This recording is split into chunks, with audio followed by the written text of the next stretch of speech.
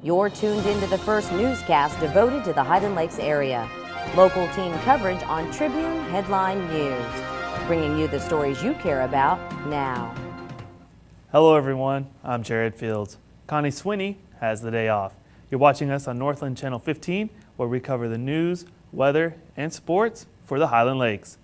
Coming up in your headlines, just like Marble Falls, Burnet schools launch a plan of action to deal with an academically unacceptable rating from the state. How about a sales tax-free holiday just in time for the start of school? We'll tell you how much you might save. Those stories in a moment, but first, Marble Falls city leaders freeze personnel positions and close vacated ones to avoid tax or utility increases. Those cuts also include delaying some department purchases, reducing paperwork costs, and putting some projects on the back burner.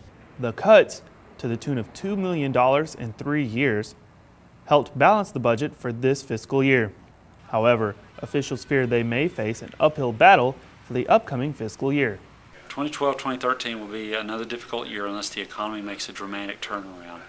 We've been cutting for 3 years, and we're almost to the point where we're going to have to start severely limiting services if we keep doing that. So I'm hoping that increases in sales tax, increases in property values due to more businesses coming in will help with that.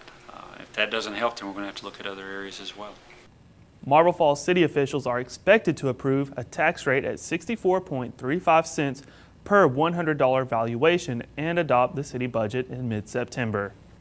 And our next headline, Burnet school officials already have a plan of action in place to deal with the most recent revelation of being deemed academically unacceptable at the high school level by the state. School officials propose setting up a war room and using gifted students as tutors to help improve sagging accountability ratings. Scores from the Texas Assessment of Knowledge and Skills slipped this year at several campuses. Other areas affecting the ratings include attendance and dropout rates. Burnet High School went from acceptable to unacceptable.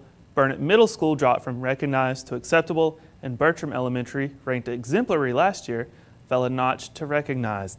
A few campuses maintained their spots on the recognized list. They were Burnet, R.J. Ritchie, and Shady Grove Elementary Schools. The so-called war room would involve teachers coming together to form strategies to help slower students. Will our 100-degree days continue? Details later in your weather.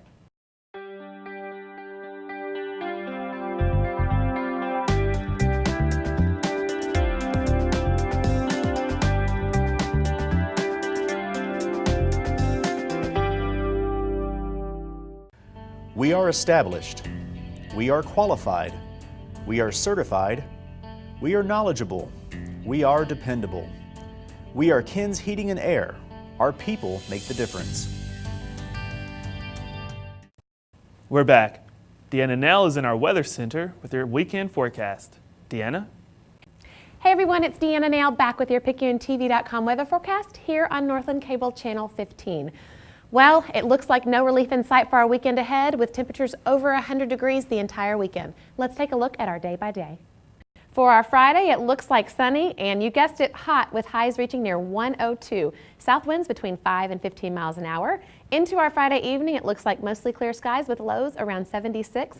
That south wind picking up a little bit between 10 and 15 miles an hour. And into our Saturday, it looks like same song, second verse, sunny and hot with highs reaching near 102 again. Those south winds between 5 and 15 miles an hour with gusts reaching as high as 20. Into our Sunday to wrap up our weekend, it looks like sunny and hot with highs reaching only 101. South winds between 5 and 10 miles an hour. Into our Sunday evening, mostly clear skies with lows around 76. That's your PicayuneTV.com weather here on Northland Cable Channel 15. It looks like next week we'll be in the 100s again with a possible change. We'll see you back here then. Jared, back to you. Thanks, Deanna. We have more news for you after the break. And here's Jennifer Fierro with a look at what's coming up in sports. The Faith Academy football team is hitting the road for one last scrimmage at Cherokee. We're going to give you all the things to expect about that coming up in sports. Coach Larry Berkman takes a hands-on approach to coaching, and he takes that same approach to handling your car. So join Coach's team and give your car, truck, or boat the MVP treatment at Coach Wash, where our customers call the plays. The Faith Academy Flames have one more scrimmage set up, and this one is at Cherokee against Brownwood Christian and against Cherokee on Thursday night. We did get a chance to talk to head coach Russ Roberts about his expectations for that scrimmage. Here's what he had to say.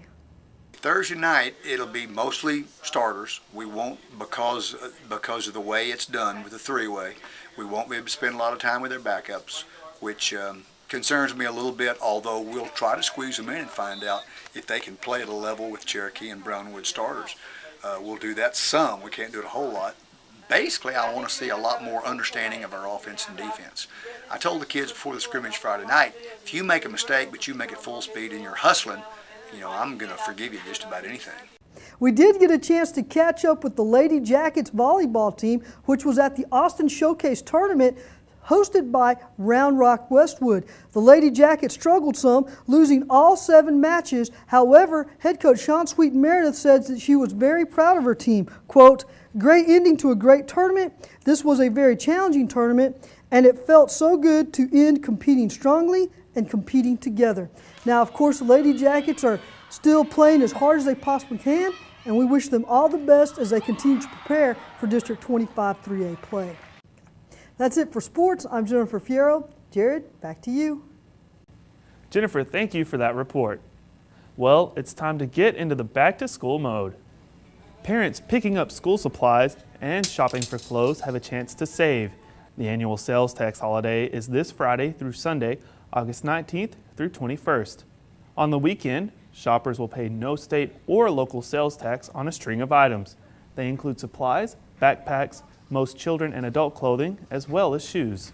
Savings for parents will amount to about $8 to every $100 purchase. Those were your headlines. You can check out our YouTube page for more news segments and other shows on the Picayune TV. Thanks for watching us on Northland Channel 15. I'm Jared Fields.